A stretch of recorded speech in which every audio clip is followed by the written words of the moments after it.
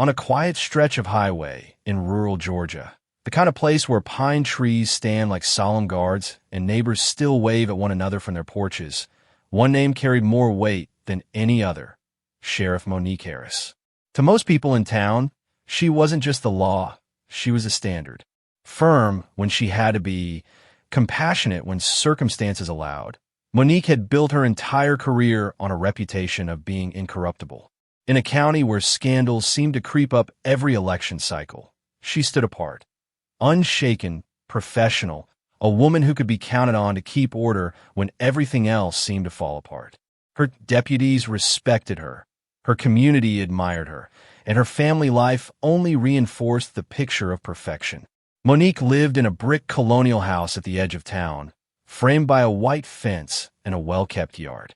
Every Sunday morning, without fail, she and her husband, David, could be seen pulling out of the driveway with their teenage daughter, heading to church. To onlookers, they looked like the picture of stability. David, a school administrator with a calm smile, had been described as the steady hand behind Monique's public success. Their daughter, a shy girl with bright eyes, was often praised as respectful and sweet. It wasn't uncommon for townsfolk to say, "If you want to know what a good family looks like, just look at the Harrises." Behind her badge, Monique was the type of woman who carried herself with both dignity and fire. She had grown up in this very county, the eldest of 3 sisters, raised by a mother who cleaned houses and a father who drove trucks. Nothing had ever been handed to her. She fought her way through the academy, proving herself in a male-dominated field where few believed a black woman could rise all the way to sheriff. Every victory she earned came with long nights, bruised knuckles, and sheer determination. By the time she reached the top, she wasn't just a law enforcer. She was a symbol. For young girls in town, especially young black girls, she embodied what was possible if you refused to bend. Her marriage to David only added to that symbolism. They had been together for nearly 20 years, and while no marriage was perfect, theirs appeared unshakable. Neighbors saw them grilling in the backyard on summer evenings, laughing together on the porch swing, or holding hands during community fundraisers. At holiday parades, Monique rode in the lead vehicle in uniform, while David and their daughter waved proudly from the crowd. To the public eye, there was no shadow, no crack in the image. It was wholesome, inspiring, almost too perfect. Perception mattered in their world, and Monique knew it. In law enforcement, a scandal could undo decades of service. She had watched fellow sheriffs from neighboring counties lose everything because of a secret affair or a financial misstep. So she guarded her family's image fiercely, not out of vanity, but out of survival. And in truth, she believed in it.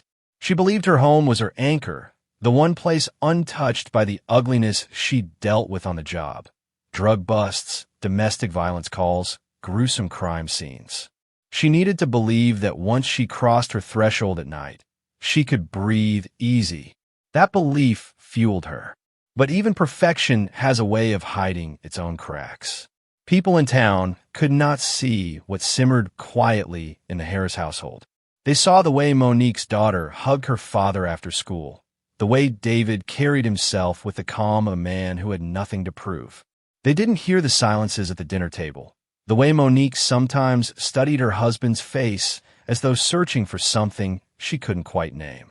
In the glare of small-town admiration, no one ever imagined that the Harris family could be anything other than ideal. Still, there were fleeting moments when Monique herself wondered. On nights when David lingered too long in his study, she felt a flicker of unease. When her daughter seemed withdrawn, she chalked it up to teenage mood swings, telling herself not to overthink it. Law enforcement had trained her to see patterns, to notice details, but in her own home, she pushed those instincts down. To question the life she had built felt unthinkable. That was the paradox of Monique Harris. She could sniff out lies from a suspect in seconds. Yet at home, she chose faith. She chose trust. And for years, that choice seemed to reward her. The Christmas cards displayed on their mantle each December were filled with handwritten notes from townsfolk thanking her for her service, thanking David for his role in education, praising their daughter for being a bright example of the next generation. It was as if their family had been woven into the very fabric of the community's identity. And Monique carried that identity with pride. She wore it like armor, proof that she could succeed in a world that had once dismissed her.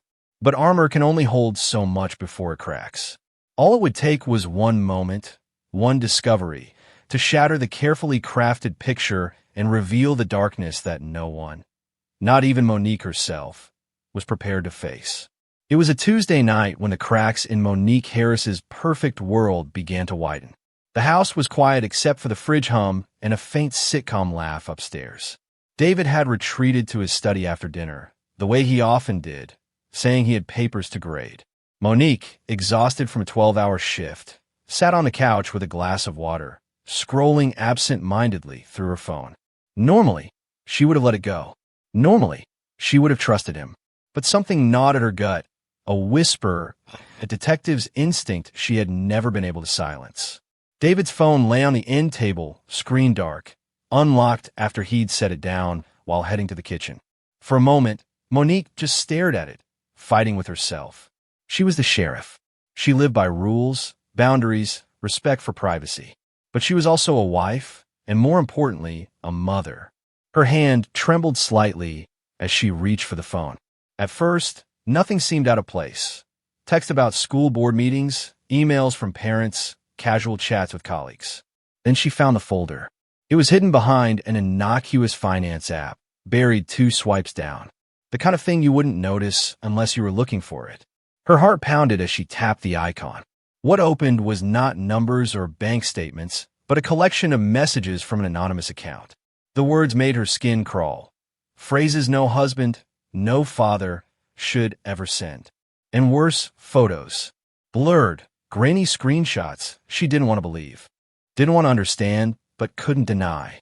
The pit in her stomach dropped as she realized the face in those images wasn't just familiar. It was her daughter's. Monique's breath caught in her throat. The room tilted. She slammed the phone shut and pressed it against her chest, as though by holding it tightly enough, she could erase what she had seen. For a long moment, she sat frozen on the couch, staring at the family photos on the wall. The smiling portraits taken at the church fundraiser, the vacation snapshot from Myrtle Beach, the prom picture where David had stood proudly between mother and daughter. Now those smiles looked hollow, fraudulent, almost mocking. But training held her back. She had broken open countless cases over the years, and she knew the importance of confirmation, of proof. And yet, this wasn't just another case. This was her home, her daughter, her husband. She forced herself to her feet and crept toward the study. The door was cracked, light spilling out into the hallway. She could see David at the desk, glasses perched low on his nose, scribbling notes.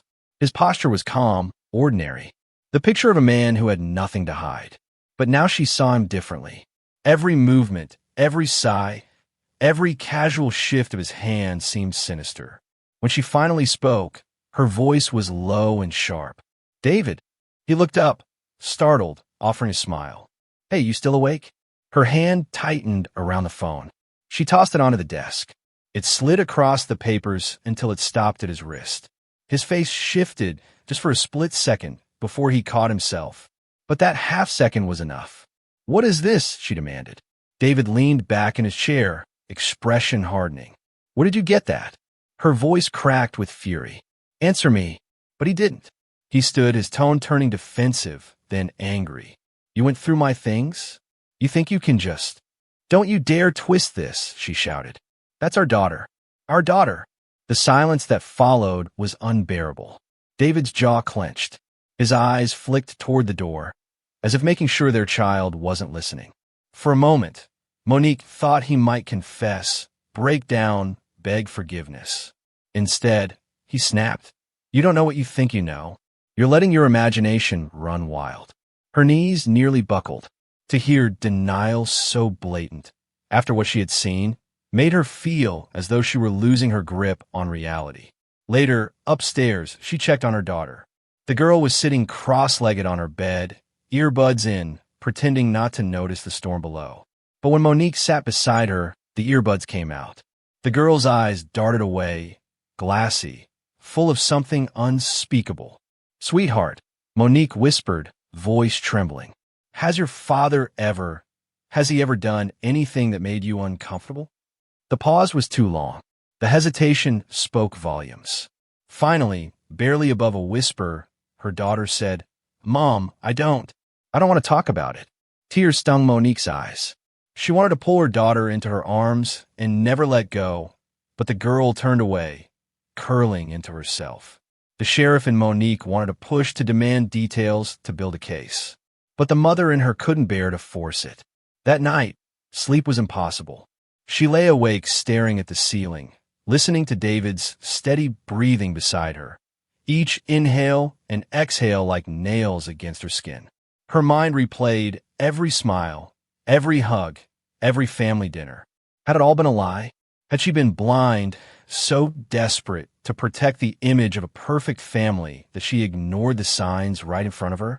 Her badge, resting on the nightstand, glinted in the dim light. She had put countless men like David behind bars. She had sworn to protect the vulnerable, to defend those who couldn't defend themselves. And now, inside her own home, the enemy wasn't outside. It was lying in bed beside her. By dawn, Monique's face was pale, her eyes swollen from tears. She walked to the bathroom, gripped the sink, and stared into the mirror. What she saw wasn't the strong sheriff the town adored. It was a broken woman, a mother on the edge of something irreversible.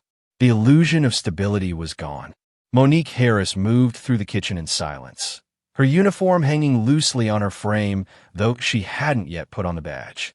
Her daughter sat at the table, pushing cereal around her bowl without eating. David leaned against the counter, sipping coffee as if nothing at all had happened the night before. To an outsider, it might have looked like any other morning in the home of the county sheriff. But beneath the surface, the air was thick, charged, like the moments before a thunderstorm breaks. Monique couldn't hold it in any longer. We need to talk, she said flatly, setting her coffee mug down so hard it rattled. David looked at her over the rim of his cup. About what? You know what? Her eyes flicked toward their daughter, who was pretending not to listen, but whose spoon shook in her hand. Not here, Monique said, voice tight. Not in front of her. The girl dropped her spoon, eyes wide. Mom, please, she whispered. But Monique was already moving, storming toward the living room. David followed reluctantly, the mask of calm starting to slip. In the privacy of the next room, Monique turned on him, her voice low but fierce. How long? How long have you been doing this? David set his cup down on the mantel, jaw tight. You're imagining things again. You always do this, looking for monsters where there aren't any. Don't you dare gaslight me, she snapped. I saw the messages. I saw the photos. She's our daughter, David. Our child. For a moment, his face contorted, something between shame and fury, but it was gone in an instant, replaced by cold defiance. You don't know what you saw. Monique felt her knees weaken. The denial cut deeper than a confession. At least a confession might have meant remorse.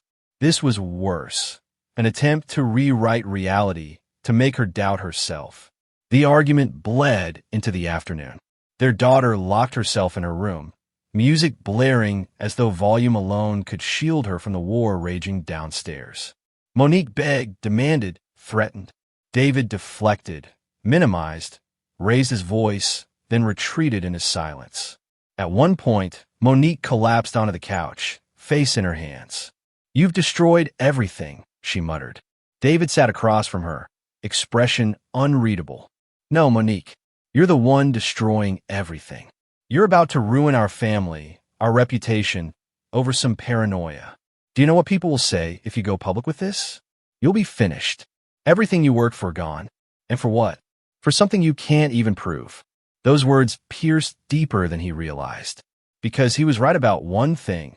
Her career was everything. The badge wasn't just metal and leather. It was her life, her sacrifice, her identity. If this went public, she wouldn't just lose her husband. She would lose the respect of the town, the career she had bled for, the trust she had built as a sheriff who stood above scandal. But how could she stay silent? That night, she sat on the edge of her daughter's bed. The girl stared at the ceiling, eyes glassy. Monique reached out, brushing her hair back gently. Sweetheart, I need you to be honest with me. Did your father ever touch you? Did he ever? She couldn't bring herself to finish the sentence. Her daughter's lips quivered. A single tear slid down her cheek. Mom, I don't want to talk about it. Please. If I say anything, it'll just make everything worse. Monique's heart shattered. The sheriff in her wanted to press harder to get the statement, to build the case. But the mother in her couldn't force her child to relive trauma. She swallowed her rage, pulled her daughter close, and whispered, I'll protect you, no matter what. Over the next few days, Monique moved like a ghost. At the station, she wore her uniform like armor, barking orders, signing warrants, shaking hands at press briefings. To the public, she was the same Sheriff Harris they had always known. But inside, she was unraveling. The weight of the secret gnawed at her. Every time she glanced at her deputies, she wondered if they would still respect her if they knew. Every time she saw townspeople smile and wave, she wondered how fast those smiles would curdle into gossip. At home, David acted as though nothing had changed. He cooked dinner, mowed the lawn, paid bills. But there was a smugness in his calm, as if daring her to expose him, knowing what it would cost her. He seemed untouchable, hidden behind the very image she had spent years cultivating. And that enraged her even more. One evening, after another silent dinner, Monique snapped. She slammed her fork down and fixed David with a glare that could have frozen blood. You think you're safe because I wear this badge. You think I won't do anything because of what it'll look like. But you're wrong. David leaned back in his chair, smirking. What are you going to do, Sheriff? Arrest me? Drag me out in cuffs in front of the whole town? You'd be finished. You'd lose everything. The words echoed like a dare. And in that moment, something broke inside her. She realized she was cornered. If she followed the law, she risked her career, her daughter's privacy, and the town's faith. If she stayed silent, she lived with the devil under her roof. Either way, the perfect life was gone. That night, alone in her bathroom, she stared at herself in the mirror. Her eyes were hollow, her skin pale. She whispered to her reflection, I can't let him win. The illusion of stability lay in ruins. The storm broke on a Friday night. Rain lashed against the windows, streaking the glass in jagged lines as thunder rolled over the county like a war drum. Sheriff Monique Harris sat alone at the kitchen table, a half-empty bottle of bourbon beside her. She hadn't eaten dinner. She hadn't even tried. For hours she'd sat there, staring into the amber liquid, replaying every moment of the last week, every denial from David's lips, every tremor in her daughter's voice. The clock ticked past midnight. Upstairs, her daughter was locked in her room, headphones blaring. David was in the den, watching late-night sports, feet propped on the ottoman like a man without a care in the world. His arrogance gnawed at her like acid. He wasn't just guilty, he was smug. He knew she was paralyzed. He knew her badge, her reputation, her whole identity were chains keeping her from dragging him into the light. And maybe that had been true yesterday, maybe even this morning. But tonight, as the storm rattled the windows and the bourbon burned at her throat, Monique felt something shift. She rose slowly, gripping the edge of the table for balance. Her heart thudded, steady and hard. The decision was no longer abstract, no longer a whisper of temptation. It was here alive in her veins. She walked to the drawer where she kept the kitchen knives, fingers brushing over the handles before stopping. No, not yet. This wasn't about ending him cleanly. It was about justice, about punishment, about making him feel the ruin he had brought into their home. She reached instead for the old leather belt David had left hanging on a hook in the mudroom. Thick, worn, heavy. She looped it once around her hand, testing its weight, then set it aside for later. When she stepped into the den, David barely looked up from the TV. Couldn't sleep? He asked, smirking at the bottle in her hand. Careful, Sheriff. Don't want people thinking you've got a drinking problem. The sound of his voice made her skin crawl. She crossed the room in 2 steps, yanked the remote from his hand, and slammed it onto the coffee table. The screen went black. David blinked, startled, then frowned. What the hell's your problem? Her reply was a whisper, ragged but clear. You are. Before he could react, she swung the bourbon bottle. It shattered against the side of his head, sending shards and liquor flying. David roared, clutching his temple, stumbling to his feet. What are you crazy? But Monique wasn't listening. Years of training, years of rage, years of silence, all converged. She shoved him hard against the wall, the picture frames rattling. He tried to push her off, but she was stronger than he remembered, driven by something beyond strength. Her hand shook as she pulled the belt tight between her fists. You used her, she hissed, tears streaming down her face. Our baby girl. You destroyed her. David's eyes widened as she looped the belt around his neck. He clawed at it, choking, but Monique pulled tighter, dragging him to his knees. His face turned red, eyes bulging. She could feel his pulse hammering through the leather. Stop, he croaked. Monique, think about what you're doing. But she only pulled harder, her whole body trembling. I have thought about it, she said. Every night, every minute. And you don't get to breathe the same air as her. Not anymore. David thrashed, knocking over a lamp, sending shards skittering across the hardwood floor. Upstairs, the music thumped on, masking the chaos. Monique leaned in, pressing her weight against the belt until his fight weakened. His gasps grew shallow. At the last moment, she let go. He collapsed, coughing, clutching his throat, eyes wide with terror. She stood over him, chest heaving, tears cutting tracks down her face. You think I'm done? She said, voice raw. No, that was mercy, and you don't deserve mercy. She grabbed the knife from the coffee table where he had left his snacks, the steel glinting in the lamplight. David tried to scramble back, but she pinned him with one hand on his chest. This is for her, she whispered. Then, with brutal precision, she drove the knife downward, not in his heart, not into his stomach, but lower, straight into the part of him he had used to desecrate their family. His scream tore through the house, ragged and inhuman. Blood spattered across the rug, across her hands, warm and slick. He writhed, shrieking, begging. But Monique didn't stop until the sound of his agony filled every corner of the home, until she knew he understood the price of what he had done.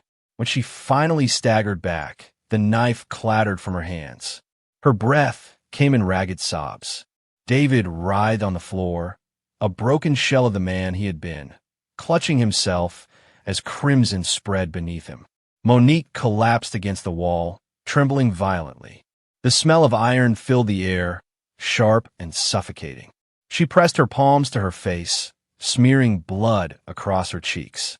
For a moment, she thought she might vomit. But beneath the nausea was something darker, relief.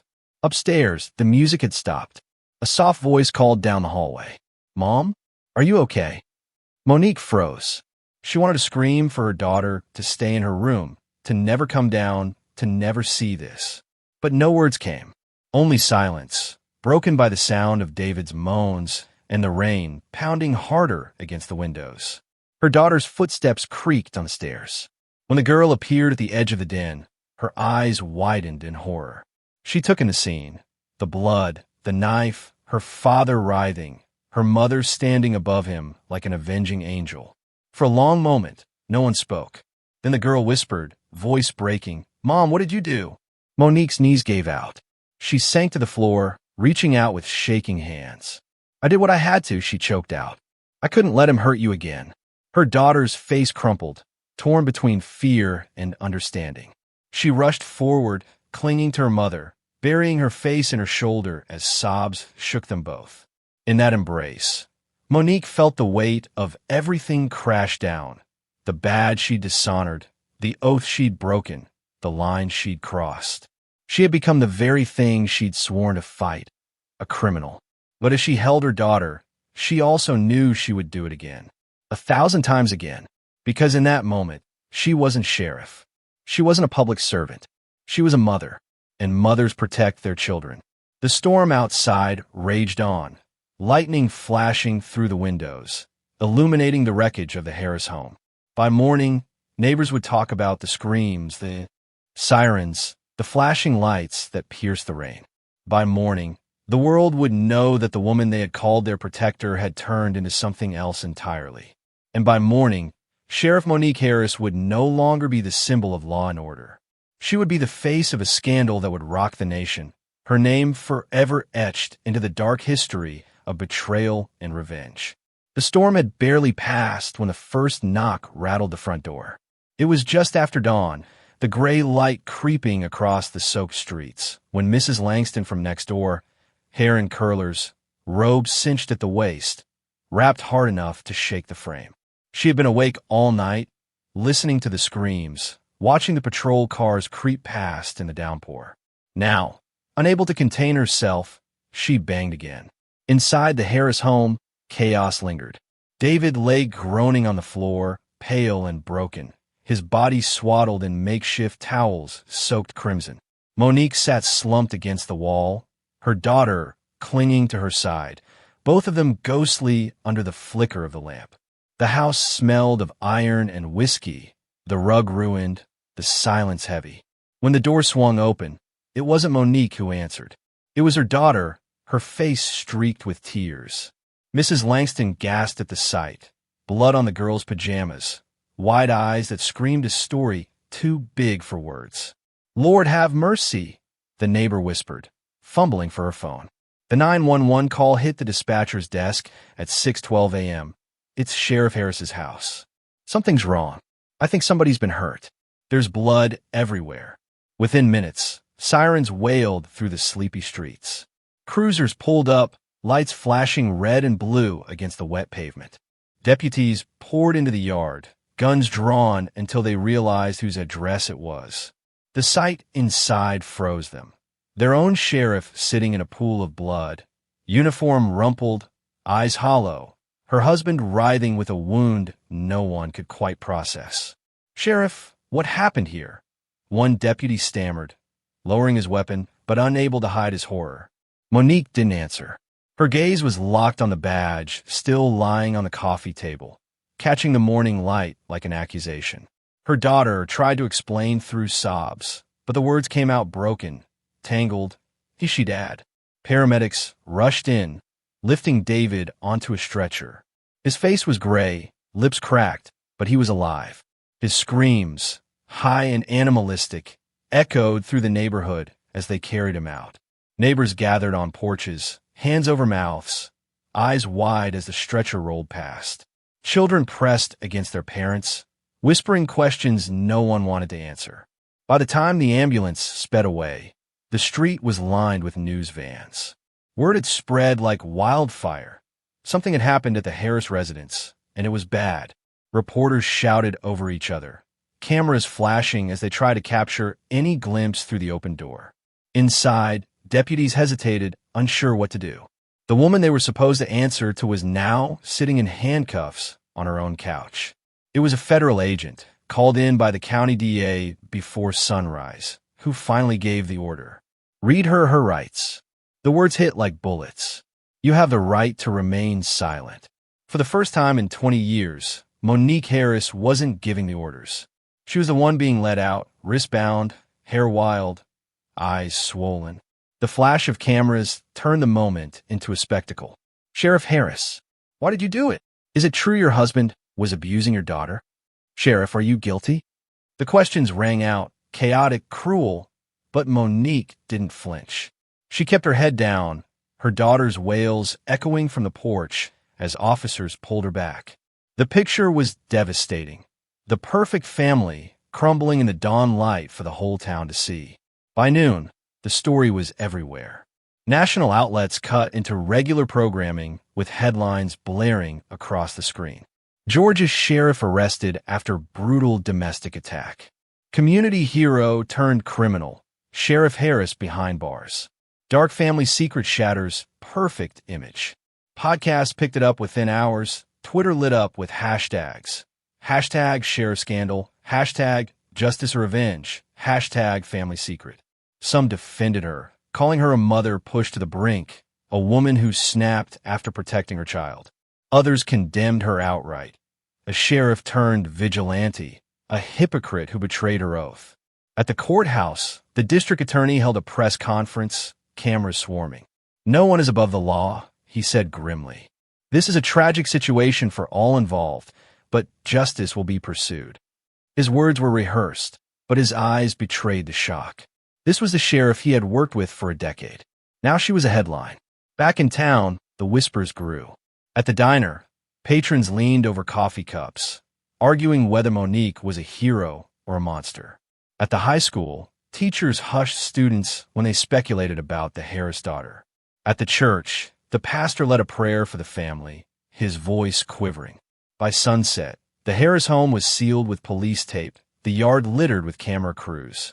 A once proud symbol of order now stood as a monument to betrayal.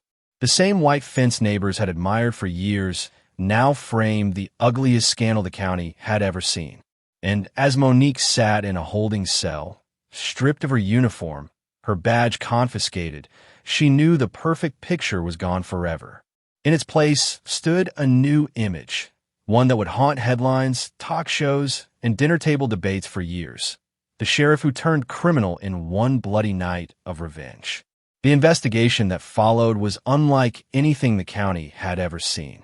Normally, when violence struck a family home, it was Sheriff Harris herself who would marshal the resources, assign deputies, secure the scene, brief the press. But now, she was the one at the center of the crime tape. That alone made the case too explosive to be handled locally. Within 24 hours, the State Bureau of Investigation had taken over, joined quickly by federal agents. The logic was simple. No deputy in her own department could be trusted to remain objective when their leader had become the accused. Inside the command post set up at the courthouse annex, agents worked methodically. They combed through the Harris home from top to bottom, photographing the blood-soaked den, bagging the knife, the shattered bourbon bottle, the leather belt still looped on the floor. Every object became a piece of the puzzle, and each one seemed to scream the same story: rage, betrayal, violence. Yet the evidence didn't stop at the physical scene. When investigators seized the family's devices, they quickly uncovered the digital trail Monique herself had stumbled upon. Hidden folders on David's phone, anonymous accounts linked to cloud storage, secret messaging apps disguised as calculators. What they found confirmed her worst fears: explicit photos, manipulated screenshots, disturbing exchanges. It was enough to make seasoned agents blanch. One report later described the material as indicative of prolonged exploitation and grooming.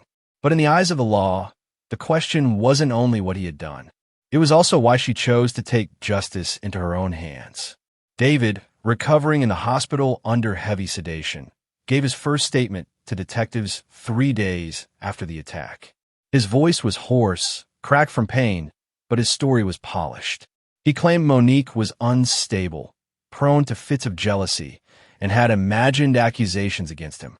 He portrayed himself as a victim of her temper, suggesting years of marital tension had culminated in violence. He insisted he had never laid a hand on his daughter, dismissing the messages as fabrications. When pressed about the explicit material on his phone, David leaned on a technical defense. Anyone can hack. Anyone can plant things. I'm an administrator at a school. People target me all the time. It was a flimsy excuse, but to the agents documenting every word, it was clear he would fight to the end to paint himself as innocent. Meanwhile, Monique remained silent. Her attorney advised her not to speak, but even if she had been free to talk, she had nothing left to say. In the holding cell, she sat stone-faced during visits, hands folded, eyes hollow. The badge that once gave her authority now lay locked in an evidence drawer. As news of the investigation spread, the community fractured. Talk radio hosts debated her motives endlessly. She's a mother protecting her child, one caller argued. If the system failed her, what choice did she have? Another countered, she's the sheriff. She swore an oath. She had every tool of justice at her disposal, and instead she acted like a vigilante. That makes her worse than the criminal she used to arrest. Social media was even more volatile. Hashtags like hashtag Justice for Monique trended alongside hashtag Sheriff Killer. Some users posted candle emojis, calling her a hero. Others shared memes mocking her fall from grace. The story was no longer just a local tragedy. It had become a national conversation about justice, trauma, and the thin line between law and vengeance. 1 week after the incident, prosecutors held a press conference. Flanked by state and federal officials, the district attorney laid out the charges: aggravated assault, attempted murder, and official misconduct. "This is a painful case," he admitted, "because it involves one of our own law enforcement leaders. But the law does not bend based on who you are." His words were firm, but the questions that followed from reporters pierced deeper. "What about the evidence against David Harris?" one journalist asked. "If those allegations are true, doesn't that change how we see her actions?" The DA paused, choosing his words carefully. "We are reviewing all evidence. Those allegations are deeply troubling, but we cannot conflate two separate matters. One person's alleged crimes do not excuse another person's act of violence." Behind the scenes, whispers circulated that investigators had confirmed enough digital evidence to implicate David in criminal activity, but nothing had yet been filed in court. To many, it looked like the system was more interested in punishing Monique than exposing her husband's depravity. Inside the Harris home, now empty and sealed with police tape, neighbors left flowers on the lawn. Some were for Monique, some for her daughter, a few even for David. The house that had once been the pride of the street was now a shrine of conflicting sympathies. For Monique's daughter, the days blurred together.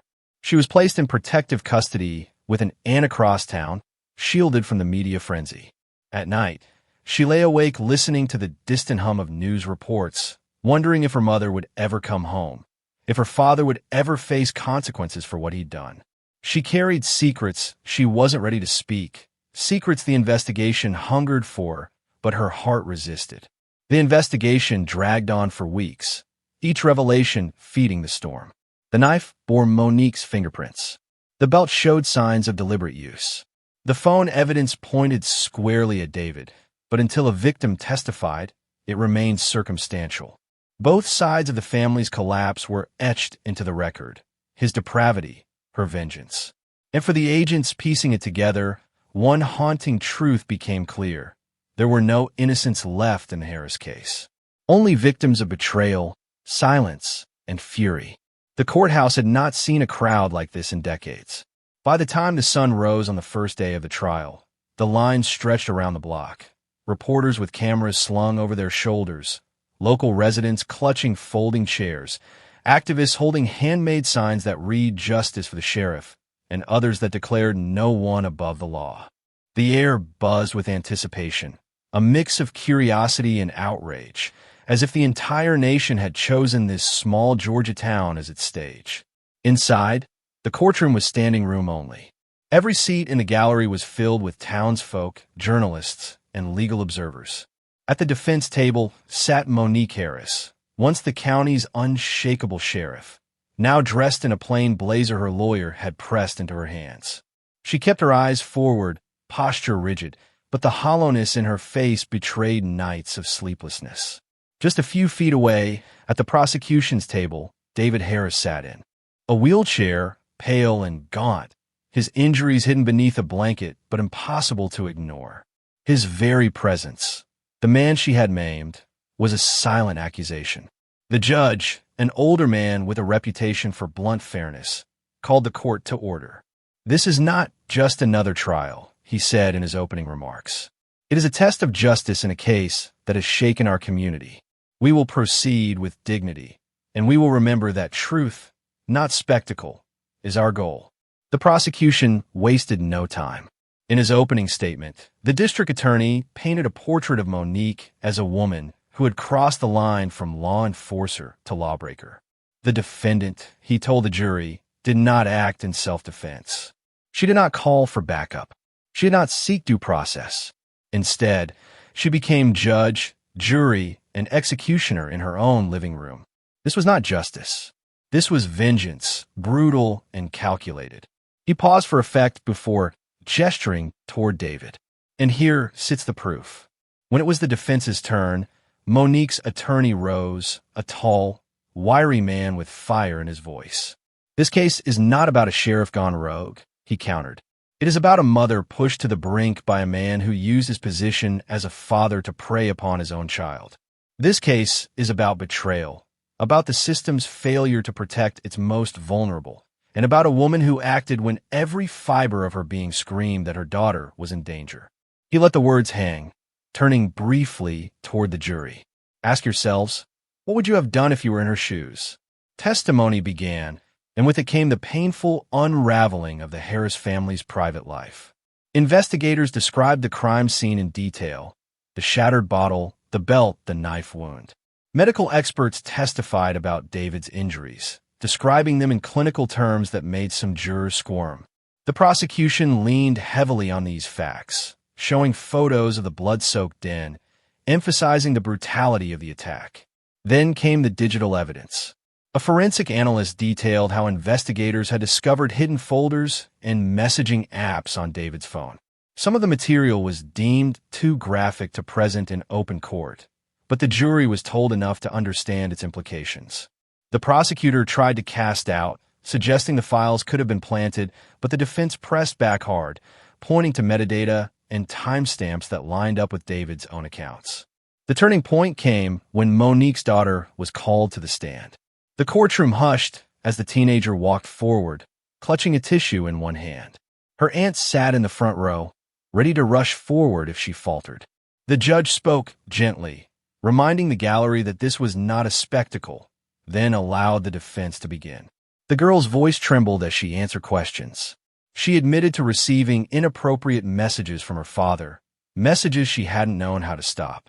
She described nights when she felt trapped, when his presence in her room left her paralyzed with fear. She never explicitly described physical acts, but her words painted enough of a picture to leave the jury shaken.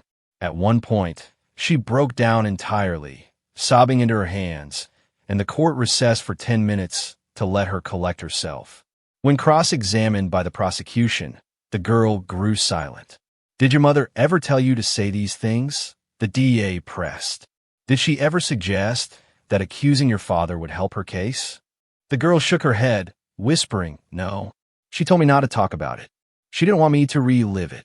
That answer landed like a hammer blow, reinforcing the defense's claim that Monique had acted out of desperate maternal instinct, not manipulation.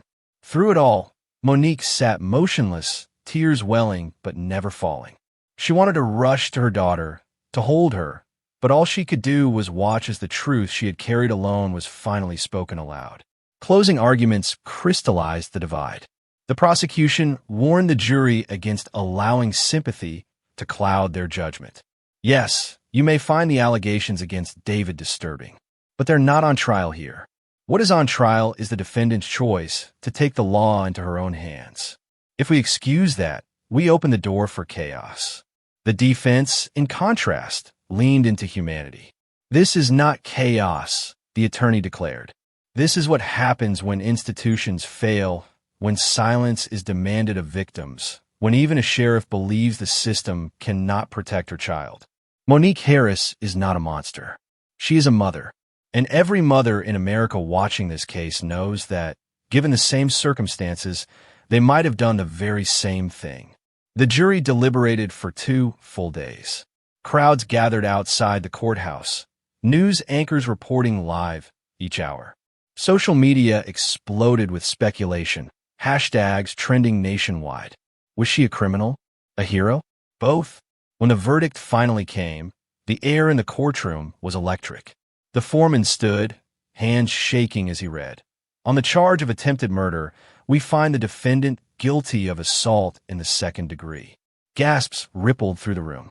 It was a compromise, acknowledging her crime, but softening the blow in light of the circumstances. Monique closed her eyes, shoulders sagging. It wasn't freedom, but it wasn't the life sentence prosecutors had pushed for. Her daughter wept quietly in her aunt's arms. David sat stone-faced in his wheelchair, lips pursed, as if even this partial vindication of his wife was an insult. The judge announced sentencing would follow in a separate hearing. As Monique was led away in cuffs, flashes from reporters' cameras lit up the chamber like a storm. The trial had ended, but the nation's fascination with the sheriff who turned avenger had only just begun. The sentencing hearing came 3 weeks later, and by then the courthouse had become less a house of law than a theater of public reckoning. National news anchors had set up permanent camps on the courthouse steps. Talk show hosts debated nightly whether Monique Harris should be celebrated or condemned. Documentarians had already begun sketching outlines for streaming specials. But inside that packed courtroom, it was not the cameras or the pundits who mattered. It was the single voice of the judge. Monique entered in shackles, her head bowed but her steps steady. She wore the same navy blazer from the trial, though now it hung loose on her frame. Her daughter sat in the gallery with her aunt, twisting a handkerchief in her lap. David was not present. His injuries had left him bedridden, but his lawyers attended in his place, stiff-faced and bitter. The prosecution recommended a harsh penalty, 15 to 20 years, arguing that the brutality of the attack could not be excused by motive. We cannot send a message that personal vengeance is acceptable, especially from someone sworn to uphold the law, the DA told the court. Sheriff Harris betrayed not only her family, but her oath. The defense countered with equal fire. This was not a betrayal, her lawyer said, pacing before the jury box. This was a desperate act by a mother who had no faith left in a system she herself had served for decades. You have already acknowledged this in your verdict by reducing the charge. We ask the court to show compassion and grant a sentence that recognizes her humanity. Before the judge spoke, he allowed Monique herself to address the court. She rose slowly, chains clinking, her voice trembling but clear. For 20 years, I wore this badge with pride, she began, glancing briefly at the deputies lined along the back wall. I believed in justice, in law, in doing what was right. But when I discovered what my husband had done to our daughter, something inside me broke. I did not trust that the system I served would protect her, not without dragging her through years of shame and testimony. So I acted. Her eyes filled, but she held firm. I will live with what I did for the rest of my life. I don't ask for forgiveness. I only pray my daughter will heal. The silence that followed was heavy, broken only by the scratching of pens. Even the judge seemed shaken. He cleared his throat, leaned forward, and delivered his ruling. This case has tested the limits of justice. On one hand, we have a victimized child and a mother's righteous fury. On the other, we have a sworn officer who crossed into lawlessness. Neither can be ignored. He paused, letting the words settle. The sentence of this court is 25 years, with eligibility for parole after 15. Gasps rippled through the courtroom. Monique closed her eyes, exhaling as though the weight of a decade had been lifted, even if it meant spending another behind bars. Her daughter broke into tears, calling out, "Mom," before her aunt pulled her close. Deputies led Monique away, their boots echoing on the wooden floor, the image of her shackled wrists seared into every camera lens. Outside, the crowd erupted. Some shouted angrily, calling the sentence too harsh. Others jeered, insisting justice had been served. Signs clashed in the air, "Free Sheriff Harris" alongside "Protect the Law," not vigilantes. The courthouse steps became a battlefield of opinion, reflecting the nation's own divide. In the weeks that followed, the consequences spread like ripples. David faced his own charges after prosecutors quietly filed counts of child exploitation, though his legal team fought tooth and nail to suppress the evidence. His trial promised to be just as sensational, though his health remained fragile. The sheriff's office, once a bastion of respect, struggled under new leadership. Deputies spoke in hushed tones about their fallen chief, torn between loyalty and betrayal.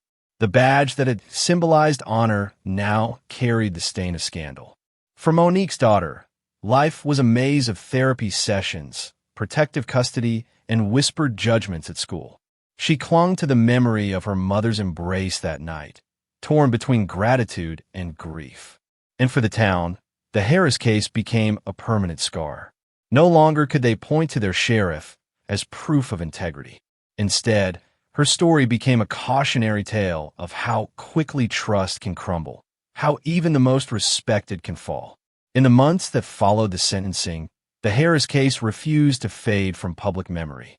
It lingered like smoke in the air, impossible to ignore, drifting into living rooms across America through podcasts, documentaries, and endless debate on cable news. The story had everything: betrayal, violence, family secrets, and a sheriff who became a criminal. For many, it was less a case file than a parable, one that spoke to the fragility of trust and the hidden fractures in seemingly perfect lives. Monique Harris began her sentence at a women's correctional facility 2 counties away. Behind bars, stripped of her badge and her uniform, she quickly lost the aura of the sheriff and blended into the monotony of prison life. Yet even there, she was a figure of fascination. Some inmates whispered her name with reverence, calling her Mama Sheriff, admiring the way she had stood up to a predator. Others viewed her with suspicion, seeing only a cop who had once locked away people like them. In the solitude of her cell, Monique often replayed her daughter's trembling voice on the witness stand. Those words haunted her far more than any verdict. David Harris, confined to a hospital bed for weeks after the attack, eventually faced his own reckoning.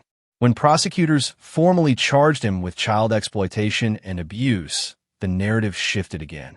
Suddenly, the man once portrayed as a helpless victim became an accused predator. His attorneys fought bitterly, claiming evidence was fabricated, but the digital trail was damning. To the public, the revelation confirmed what many had suspected all along. Monique's rage had not come from nowhere, but for others, it only deepened the tragedy, proof that if the system had acted sooner, the sheriff might never have felt compelled to take justice in her own hands.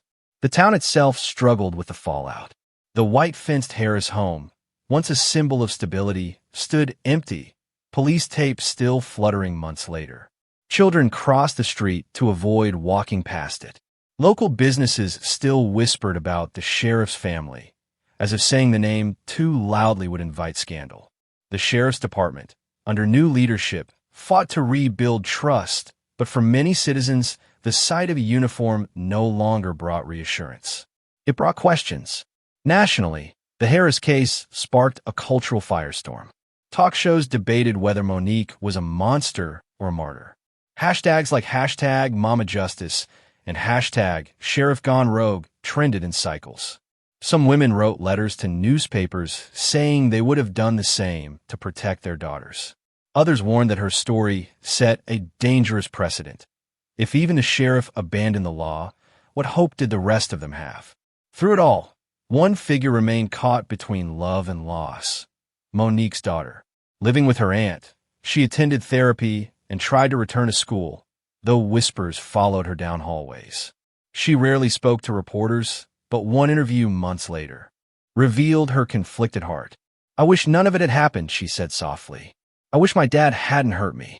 I wish my mom hadn't done what she did. But I know she did it for me, and I'll never forget that." In the end, the Harris story became less about crime and more about legacy. It forced a nation to confront the uncomfortable truth that justice is not always delivered neatly in a courtroom. Sometimes it erupts in blood and tears inside a family's living room. Sometimes the people we idolize fall hardest, and sometimes those falls reveal truths we'd rather not face. The last illusion of normalcy was gone forever. In its place remained a cautionary tale, a reminder that behind every badge, behind every white fence, there are secrets that can shatter lives. And for as long as the story is told, the name Sheriff Monique Harris will echo, not as a symbol of unshakable law, but as a mother whose desperate love left a scar on history.